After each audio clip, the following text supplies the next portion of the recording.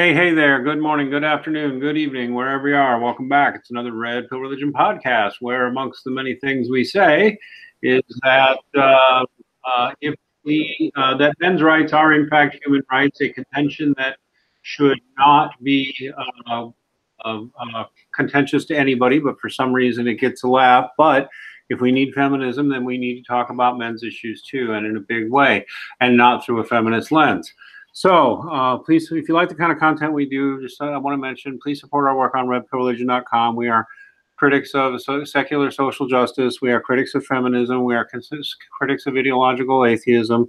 And we are advocates for sanity and truth-based policies. And so please, if you like the work we do here, support our work on redpillreligion.com.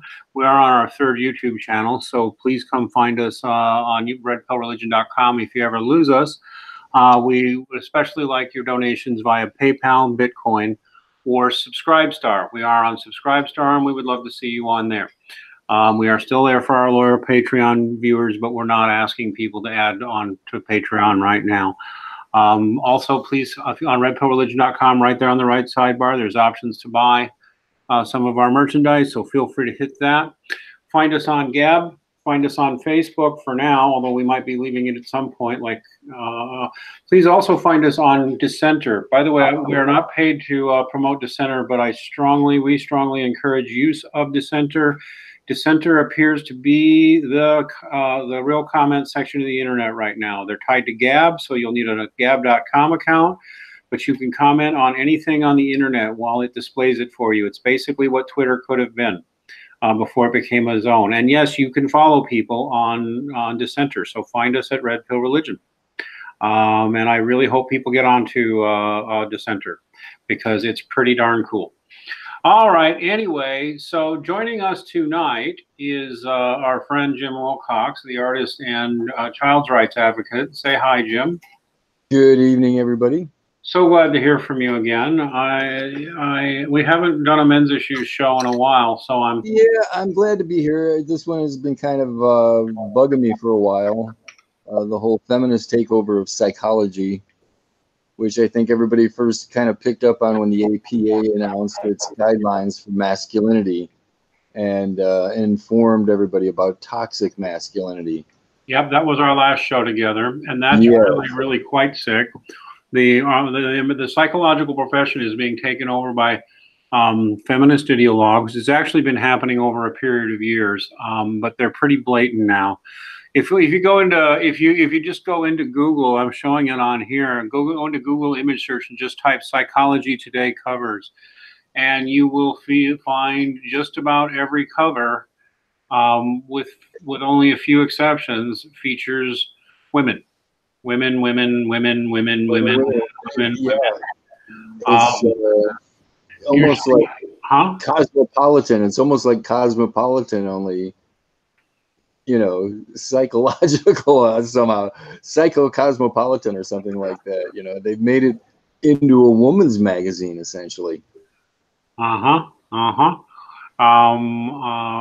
the writing is all the same way. You know, very breezy and ideological.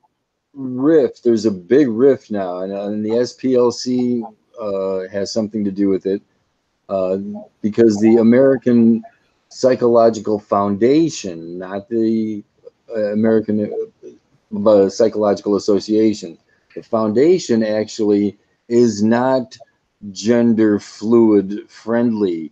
They're not, you know, they're very much against teaching kids gender fluidity. So let's back up here a little bit. They've been condemned.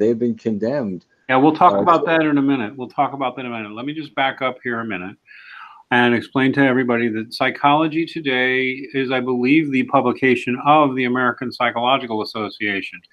If it's not, it's certainly one of the most popular magazines, and it's written for professional psychologists. You'll find this in psychologists and social worker offices and such like that. And it does tend to mirror the Feminist Party line. I guess you'd say the sex-positive Feminist Party line, maybe. I don't know. But The American Psychological Association is the largest and best known, professional organization of psychologists. However, exactly as Jim had mentioned, I can't find the article on it. I must have missed it somewhere. The SPLC has declared, well, this is the SPLC's website. Wait a minute, I have it here somewhere. That's the American College of Pediatricians is also condemned by the SPLC as being a hate group because they're the same way when it comes to kids. And so essentially what you find in Psychology Today, I don't think I listed the article in there, but I read one by this guy. It's like their big men's issues writer, and very much,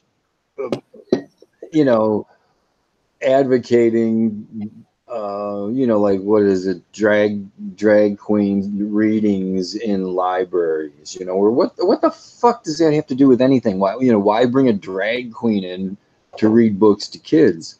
Unless you're trying to teach them something, like teach them about, teach them like they did here on this episode of Good Morning America, a show that's been on since the 70s, encouraging drag queen behavior in kids. This one was called Desmond is Amazing, but there's another one called Lactasia, and there's still others. They're working to normalize this behavior in children. This boy's like 11. Yeah, it's totally outrageous at this point. But on the positive side of Desmond is Amazing, the Child Protective Services did come down like a hammer on his parents, and I'm not exactly sure if they're both his parents or one's a step parent or something like that, but they've got him in another video with those two guys from some party movie that was produced by Mulcahy Culkin, about the party crowd out in Hollywood. These two gay, one was in prison for murder. He killed his drug dealer. I mean, it's just insane. I didn't include that video. In case anybody's missed it, here's what they were doing with these kids, man. I mean, these are professional drag queens. Remember when we used to call them female impersonators? Yeah. And that seemed to make it more respectable, somehow, I guess. But this has gone way past that. This is way past any idea that you have somebody who's transvestite or feels gender dysphoria or whatever and is trying to live a normal life. And now just look at this. This is trying to indoctrinate. They're teaching this kid something. And I know. kids something. To get back to this, the psychological community and the women dominating it, they don't see anything wrong with this. At least the left doesn't. And the left is what dominates that area, psychology, and feminism. You call it the left, I call it the globalists. I call it globalists. What's that? You call it the left. I don't. I call it the globalists because it's not even a wrong. Yeah, you're right. The cabal. The cabal would be a better word for it because it's a group think like I've never experienced in my life. I had no. You really don't have a clue that that's possible until you start to see it happen around you. It's like brainwashing, mind control stuff. It really is. Yeah. I mean, look at the presumption in this title too. Women outnumber men in psychology, but not in the field's top echelons. In other words, it's great that women outnumber men. We just need the women to outnumber the men everywhere, including in charge. Exactly, but it's not enough. But wait a minute. Not in the field's upper echelons. It's like 70% of the doctoral programs are filled with women in psychology and psychiatry. So they're going to be the ones doling out the medicine now. And going back to the article that originally got me going on this one is the electro. What was it called? Now you had a much more informed. Well, there's a plan in place. I managed to pull up one story about it. This one actually disturbed me when I saw it, and then you had another one. They're trying to bring child abuse, complex trauma, and epigenetic. They're trying to use basically what they're trying to do is see if they can fix the effects of psychological trauma in abused kids by manipulating their genes in such a way to turn things on and off. Basically, the changes in expression of our genes. A lot of what they say here is psychobabble, to be honest with you. Right. Now, But did I send you that? I don't. no, that? I found this. Thank you. Okay, I was going to say the same that's kind of idea, because they're talking about medical manipulation of the child to fix, you know, the results of childhood trauma, which yeah, to me just says is another way of saying you're going to, number one, you're going to be messing with a kid biologically. yeah. And, you know, number two, what else are you going to do when you're manipulating them like that? The thing is, why is do something biological to the child when it was actually something physiological and emotional that happened to the child that caused the trauma to begin with? So why would drugs be the solution to that when it's not a chemical thing to begin with? If it is a chemical thing, it's because the kid maybe has adrenaline issues, you know, from like being at a high state of agitation because of being in a very abusive environment, in which some kids, I mean, they're in environments are terrible. What they're doing with this one here, and this is the paper you sent me, transcutaneous trigeminal nerve stimulation for children with ADHD. I mean, they're talking about the trigeminal nerve is like near your ear and jaw, and it's they're talking about putting a device on there to put an electric signal through there. Now, to be honest, people kind of get freaked out when they hear that, but if it's the right kind of current, it's not something that you would ever immediately feel. You know, direct current is just, you could take, you know, you could suck on a pipe that's got, you know, 100 watts of direct current on it and probably not even feel it. It really just depends on, I'm not saying, well, I don't know about that amount, but I mean, you can take quite a lot of direct current without feeling it, and it's mostly harmless. But that said, that kind of electrical stimulation is still going to be causing nerve growth, also long-term damage. They're basically talking about experimenting on kids. That's the way it sounded. Yeah, The other thing is, if you just kind of read that article, the beginning of it is the casual way they look at drugs. I mean, the assumption that, well, you're already going to be giving them drugs, and this might be better. Different drugs, like a cocktail of drugs. Yeah. This might like enhance the drugs, or you know, and you know, the more I read it, I mean, the more I just thought, my God, they're just deadening the mind. I mean, they really do seem to be making kids numb. They just want to use drugs, surgery, or anything else they can chemically to change the child. And a lot of this, they should be honest with it, is experimentation on the children. I mean, the widespread use of Ritalin and other amphetamines on children is one of the biggest chemical experiments we've ever done on the population publicly. The overprescription of ADHD meds is one of the most horrific things that we've done in the last generation. And let us mention, by the way, since we're talking about men, the overwhelming number of children put on drugs or recommended, the overwhelming majority of the children put on drugs or recommended for surgeries like this are boys. Yeah. They're almost all boys. And so many of the decisions are being made by women. Yes. And women who are coming from a background of not liking men and thinking that they can change boys to make them better, which usually means basically emotionally and psychologically castrating them. It does.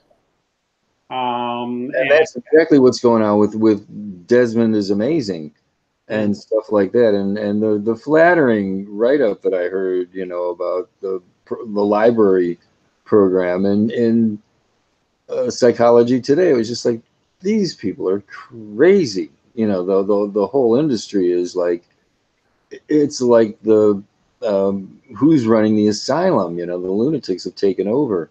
Right.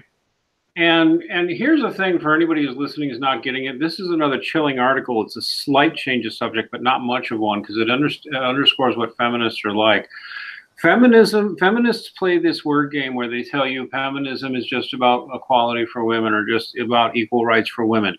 That is a lie every time a feminist says it. That is not what feminism is. That is not what feminism has ever been. There has been no time in my lifetime or Jim's or anybody else's listening where there was good feminism. Sorry, I can talk to you, turn you on to plenty of women, including my old friend Erin Pitsy. I don't know how friendly we still are, but she's still somebody I see on Facebook, and we worked together for years. Feminism has always been hated by a majority of women, and feminism has never spoken for women, and feminism is an ideology. Now, I got to repeat it one more time so everybody heard me. Feminism is an ideology. I got to disagree with you there. I think feminism now is really being rejected by the majority of women. I think feminism has gotten to its current status because it is, you know, part of the cabal, for one thing. I mean, the CIA with Gloria Steinem, come on. But it's also because it's a passive aggressive way of bitching at men and taking over the language. Yeah, but dominating, but it's a passive aggressive way of control is what it is. And yes, and in that respect, it's very typical of women. I mean, that's why I think women gave it lip service. They let it go until, wait a minute, whoa, now it's so far out of hand. It's crazy because they took over academia for one thing, and certain fields like psychology and certain areas of law, you know, contract law and stuff like, and my God, sexual harassment and stuff like that. That whole, it's a industry created by feminists. The thing is that feminism is an ideology. Feminism is an ideology. Feminism is an ideology. Yes. I will mention again that, and it is a worldview. It is a religion. It is a secular religion for the most part, but it is definitely a religion. It tends to be atheistic, although getting enough women to be atheists is hard. If not, they always go into something weird and fake like Wicca. The thing is that feminism is an ideology, and you're right. If you look at the history of it, like Gallup, I've seen this in a few places. The only time feminism actually had a majority of support in the United States was a brief point, a very brief point around 76 or 77, where slightly over half of women said they identified with feminism. That's the highest feminists ever got, and that was historically high. They usually ran between 25 and 30%. They're now well under 20%. Yeah. So maybe I shouldn't have said the majority of women have always hated them, but really, that great point in the 70s was when there was a huge swell of popular support and campaigning for the Equal Rights Amendment. And so there was this pressure on and this publicity on for everybody back around 76, 77. That's the only reason it went up. It went right back down again after that. What you also had during that whole era then is, for the first time, and what I think changed things more than anything, is the widespread dissemination of the birth control pill. That changed anything more than anything Betty Friedan or Gloria Steinem ever said. You know, but you have that in conjunction with the political motivation of the feminist movement and all the other stuff that was going on back then. I mean, the war and all of that. And, you know, of course, the whole hippie movement with the music. You know, the music was incredible. It was very turbulent times. You know, so it's almost hard. It's almost hard to compare feminism back then to what it is now. It's not that hard if you read enough about Gloria Steinem. Susan, I know. I was Firestone. No, believe me, Dean. Even back then, it was bad. I heard it firsthand. You know, so I know. I'm just saying, it's so much worse. It's so much worse now that they don't even let Germaine Greer into their little club. You know. Oh no, she's not party line enough. Exactly. Enough. Because she's not. Germaine Greer is quite vile. She's not fluid thing. She does not believe that a man dressed up as a woman is a woman. Sorry, you know, that doesn't fly with her. She's a TERF, trans exclusionary rad femme. Actually, the funniest thing is I find the trans exclusionary rad femmes actually more offensive.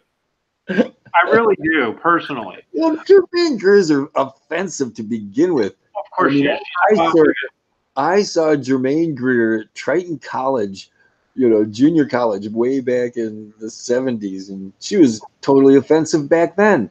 You know, so she's made her living on that. I mean, she's one of those feminists that goes to piss people off, and that's how she has gotten attention for herself. Let me just say it again, and then I want to talk about this article on the feminist understanding of violence here thing, why it's so deep. This is just more disturbing stuff. Feminism has always been about man hate. Always, always, always. Yes. There are no exceptions anywhere in its entire history. Yes. There are no nice feminists. Under the guise of being a good mom. Under the guise of being a good mom. It always works that way. And that's the way it's working with the domestic violence shelter industry in America today. And that gets into this. This is a recent one, July 2017. This shouldn't be allowed in a science publication. Towards a feminist understanding of intersecting against violence and against women and children in the family. I want everybody listening to this to hear me and really hear me good. Number one, by the most conservative estimate possible, women commit a third of the serious domestic violence in the world against their partners. Yeah, see, this is the thing, though. This is what always pisses me off, is it doesn't include children. Hang on, man. Let me finish, and I'll get it all out, okay? Number one, when it comes to intimate partner violence, man on woman, woman on man, two things are true. It is by a very conservative estimate that it's only 30%.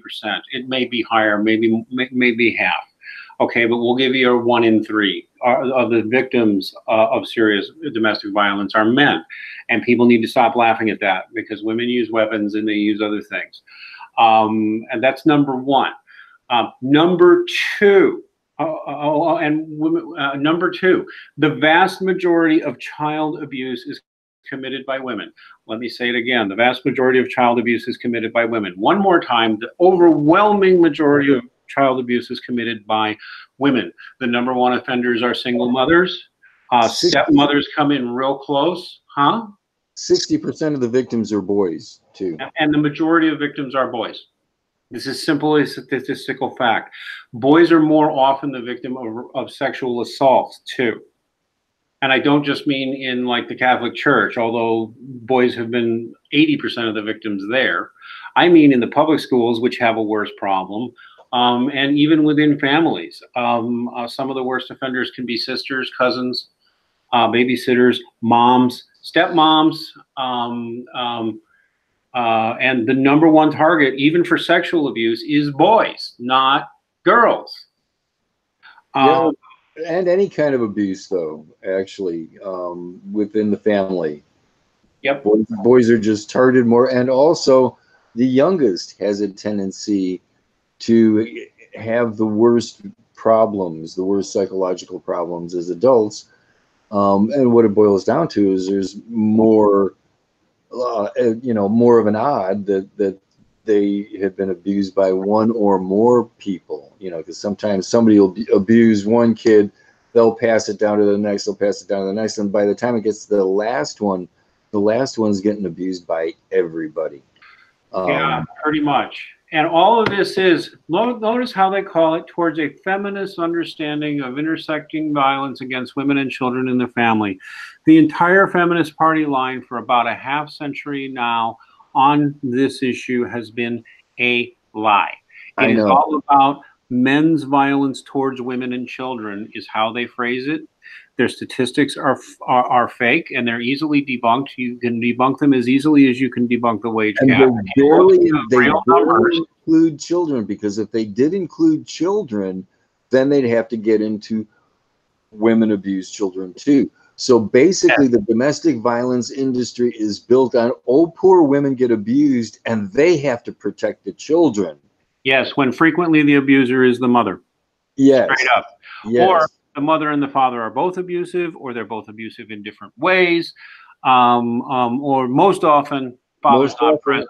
In fact, for all the guys out there who grew up without a dad, who have this fear of the father figure, A, most likely your dad was chucked out of your life and you've been lied to about him. That's most likely. Maybe not, but most likely. And B, statistically, the one least likely to hurt a child is the biological father. There is no place the child is safer than in his father's arms. That includes the mother. And that's just not by raw numbers. That's by any way you look at it, by percentage of the kids. Statistically, this kid, even the infant, is safest with his father. That's just statistical reality. That doesn't mean mothers are dangerous, but the idea that fathers are dangerous is evil. Okay. Actually, I hate to say it, but mothers are dangerous. They're the first year of the child's life. Mother's dangerous. Oh well, when it comes to odds of being murdered, your odds of being murdered in the United States are greatest your first year of life than in any other single year for the rest of your life. And mothers are the ones most likely to kill. Mothers are the ones that are doing the most killing, and they're not talking about abortion. We won't even go there. And yeah. A lot of women like, oh, you must be talking about abortion. No. From birth to the first year of life, mothers are the most likely to kill the infant, accidentally or on purpose.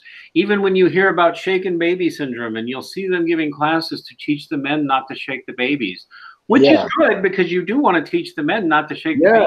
But do you know who the majority of baby shakers are? Yep. Moms. Yep. And here's an interesting fact, because I didn't think anybody had it, but Indiana, which has one of the highest child abuse rates in the United States, but they are the only state, and maybe it's a new thing because their rate is so high, they actually have a child abuse registry. So when you see the nanny cams where some stranger comes in to take care of your kid, and you see him kicking them around, they get not only thrown in jail, but they come out and they have their name put on a registry. It's just like a sex registry, only it's a child abuse registry, so they'll never work around kids again. Isn't that a good idea? No kidding. Miguel asked a question in the chat. I'm on the autism spectrum. Is there something in the water and the food that causes people to have autism? Well, that's very much a change of subject, but my short answer to you is yes, we should do another show on it, though, because I don't want to get into that area. You can get censored for having the wrong opinions on autism, by the way. The autism thing, I don't think we can pin on feminists.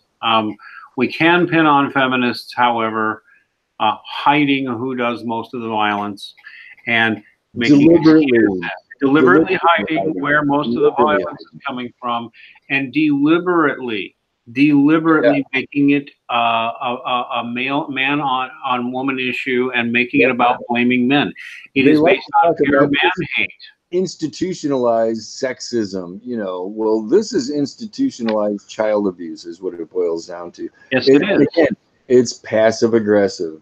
It's very passive aggressive. It's not saying something. It's not standing up where they should be. You would think the strongest. You would think they would be the most involved, and it's actually just the opposite. They're the least. That's what's surprising about the whole thing. The dog and pony show about how empathetic women are and how great they are at nurturing. Well, wait a minute. Where does all that go? How did that all of a sudden disappear when it comes to the entire psychological community? Because they're not basing it on facts. It's trauma-based. Actually, Oprah Winfrey did a really good thing with 60 Minutes about trauma-based therapies, which they're like, oh, this is the new thing. What do you mean it's the new thing? And, Freud discovered it was trauma-based. I mean, Freud was the one that put it together with sexual abuse, though.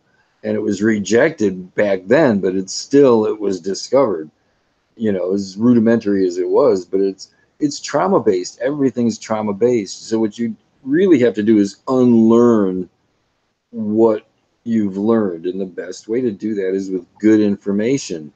And the information that they're providing for boys is horrific. It's the exact opposite of what they need to hear.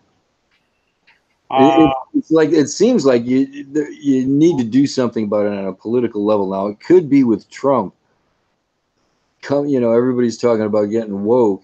You know, well, yeah, this is an area where we need it, and Trump coming in and saying, okay, we need freedom of speech on college campuses, or you're not going to get money. You know, so they're withholding federal grant money unless people, you know, you have evidence that people are not going to be accosted like that guy that was punched out. You know, that never should have happened. You should not have an environment like that on campus. You know, this shutting down campuses, you know, for Milo Yiannopoulos coming to do his speech, or Ben Shapiro. No, not going to happen. And if it does happen in your school, well, sorry, you're out federal funds. And what's going to have to happen too, and it's hopefully going to happen more and more, is more and more universities are going to need to be sued. Yep. I'm happy to see that's happening. Yep. It's certainly happening with all the false rape accusations against young men on college campuses. Yeah. Those lawsuits are beginning, and I expect them to have teeth.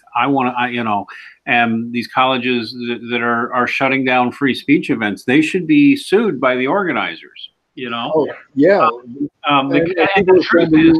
They're starting to lose jobs too. I will tell you, and they're already plummeting in enrollment too. What's interesting is that secular universities are losing enrollments fast. And by the way, conservative religious universities are growing at the same time. Those still exist. Yeah, there was a story that Warren Farrell told me, and I'll keep repeating it too. Warren, you know, the guy, Myth of Male Power guy, real well known in men's circles, men's issue circles.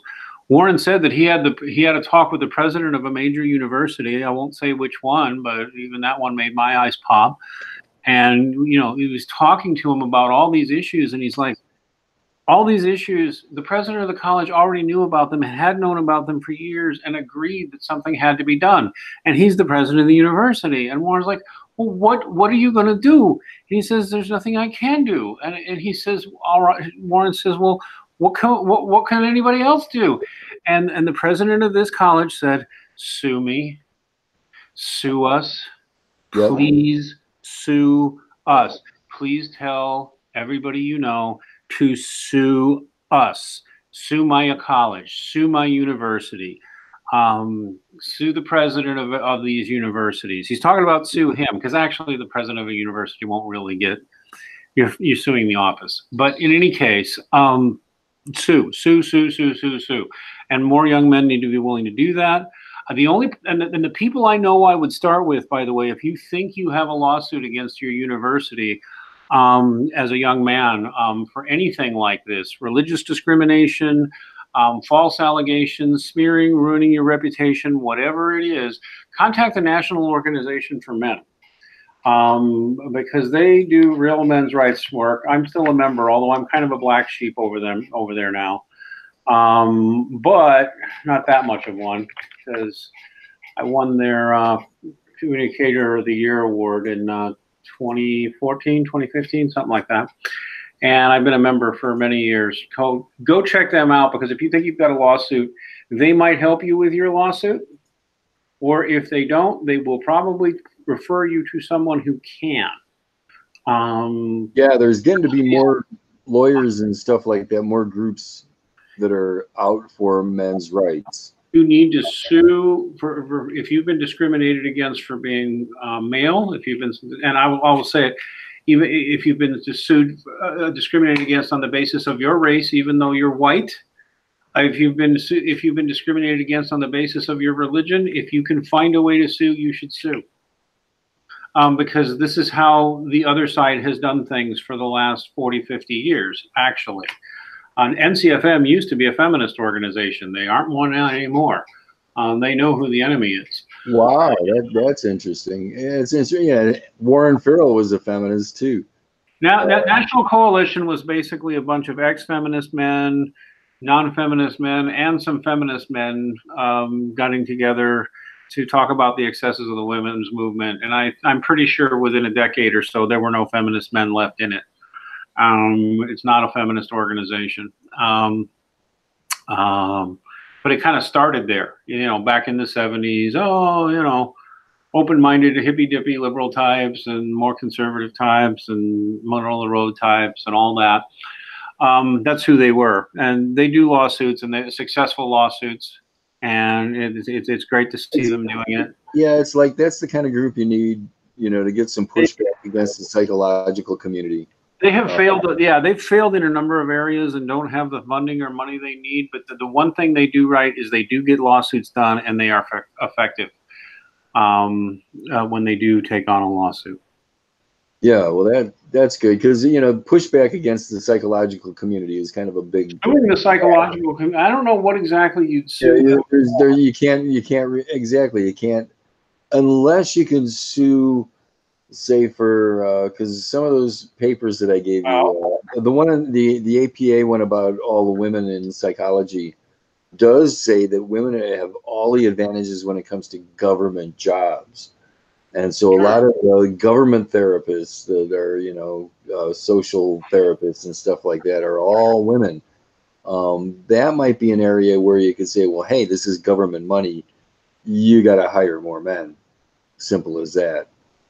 And where's the outcry? Where's the outcry like they have for STEM? We might still wind up with something globalist, creepy, where we have to have 50-50 representation. Yeah, and they're all at this point, given the female domination, they're all feminist men. Then that's the thing, because there's a lot of them that obviously are involved with psychology today. If there was a minimum quota of 50% males.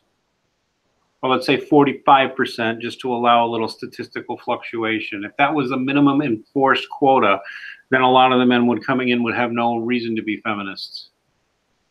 I would think. I mean, maybe not. Maybe the female domination would be still too strong. That's true.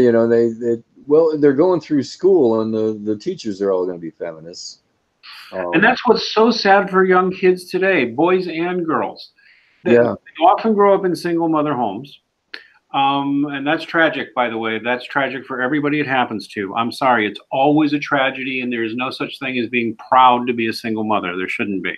There are tragic single motherhoods and heroic single moms because they were widowed or something horrible happened to them. But for the most part, it's shameful because it's harmful to the child.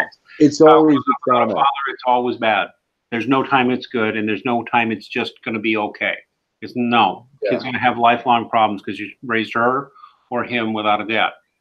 And it's a very selfish choice if you've done it voluntarily. But even if they grow up in a more or less intact family, they go to school, and every one of their authority figures is a teacher who's female. Very rarely, it's rare to see one.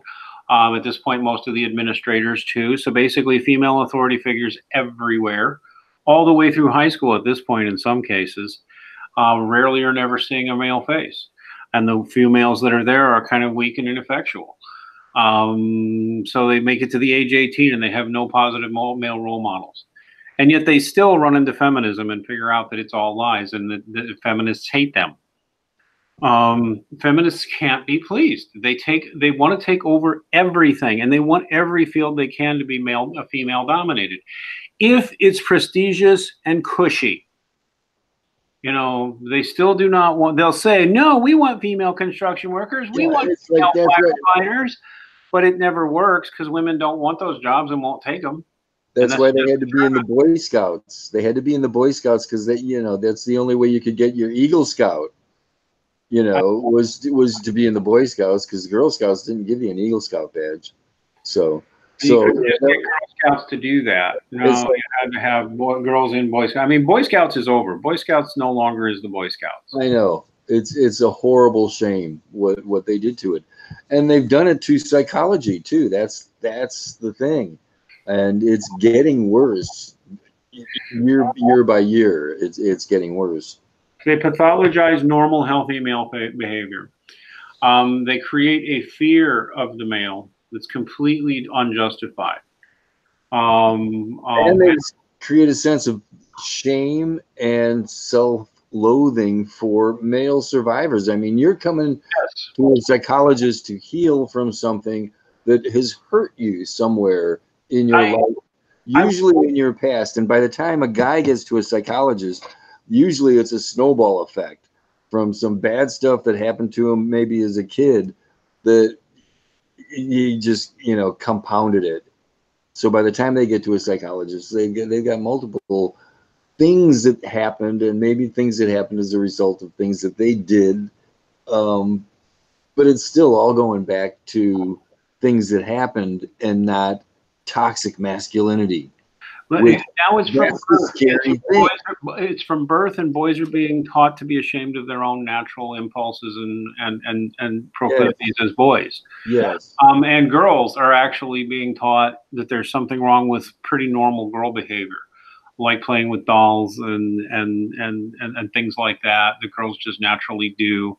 They stigmatize that in girls. They try and push girls into careers and or even just into careers they don't particularly want.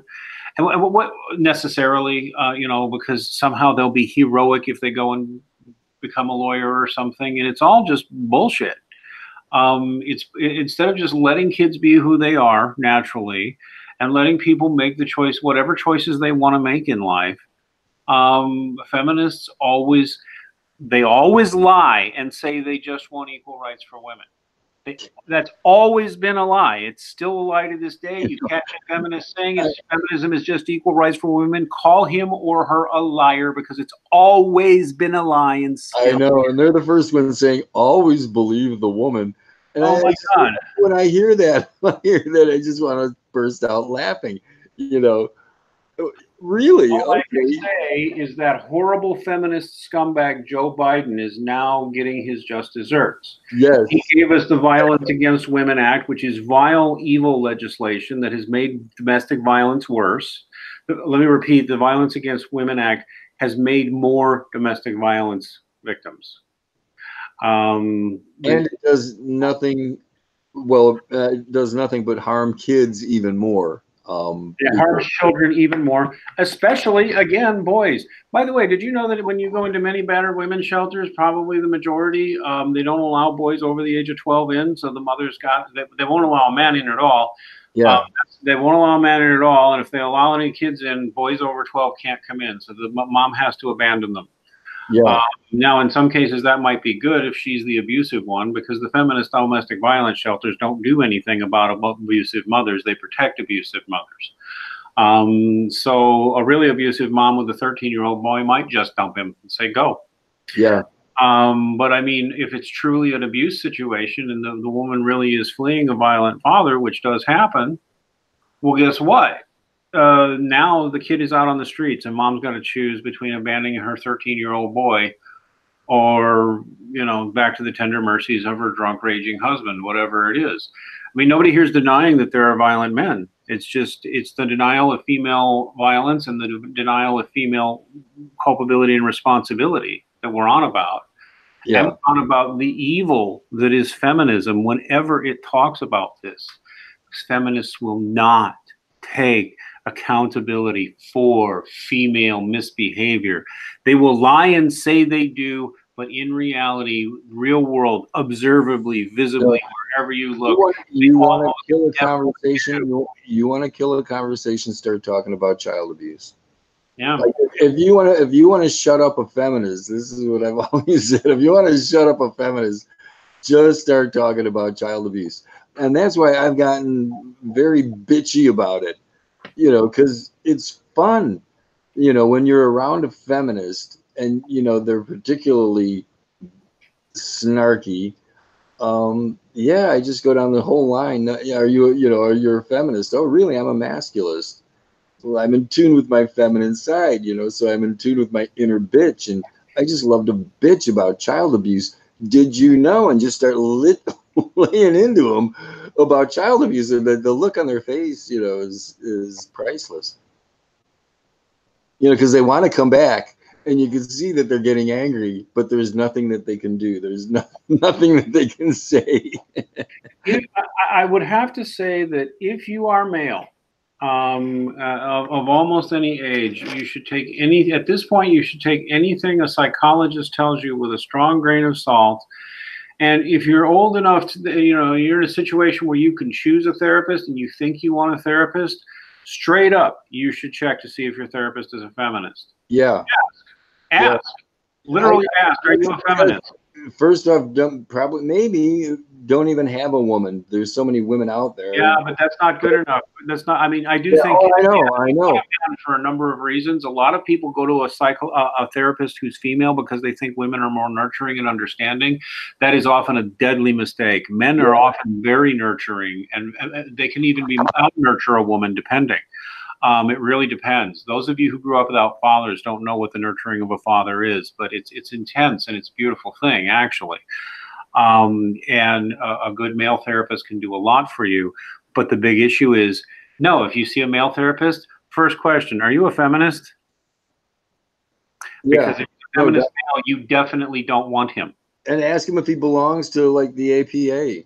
You belong to the American Psychological Association. Yeah, no. if he does, then, well, it's probably not the guy for you. Yeah. Now there, you say there's a non-feminist, what is it, American Psychological Foundation or something? Yeah, the American Psychological Foundation.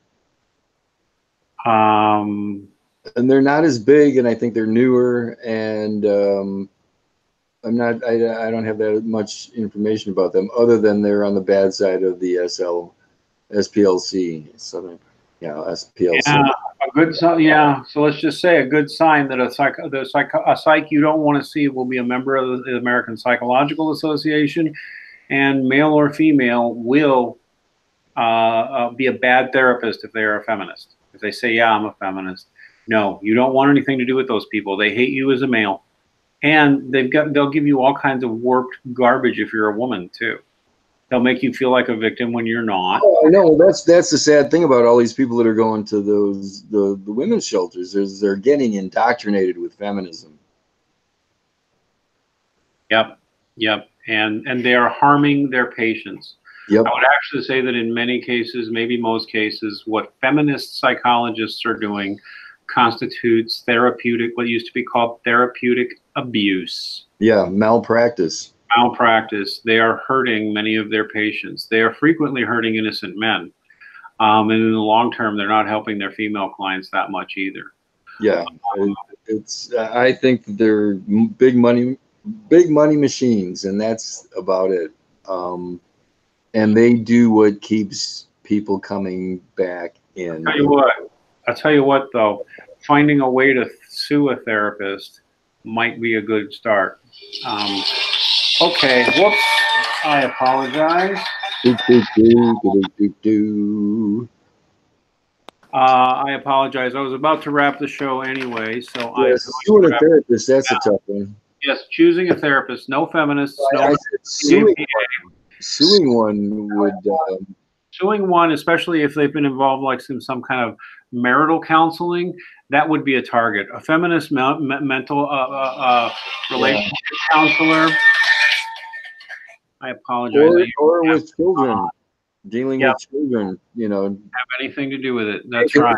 He's transsexual. Oh well, I think he's transsexual too, and the kid's 5. It's at this point, you might want to avoid the profession entirely, but there are still some good ones out there. All right, everybody, we're going to wrap this up. My son's trying desperately to get a hold of me on the phone. He doesn't normally call this time of night, so I'm going to end the show now. Remember, the American Psychological Association is not a group you want to trust. And watch out for female therapists, and watch out for any therapist who identifies as a feminist. No matter what, you don't want them. All right, everybody, please give us a like. Please give us a subscribe. Check out the redpillreligion.com page. We're getting better and better, by the way, at using our calendar feature. If you click on our main website and click on live stream schedule at the top, you'll see that our calendar is slowly filling up, so we can actually see we've got interviews with Nick Suter, with an intern from the Atheist, from Freedom from Religion Foundation. We got a debate coming up with King Crocoduck. A friend of mine, actually a relative of mine from 420 Leaks, will be here on Sunday to talk about the insiders scoop on pot legalization, marijuana legalization in the U.S.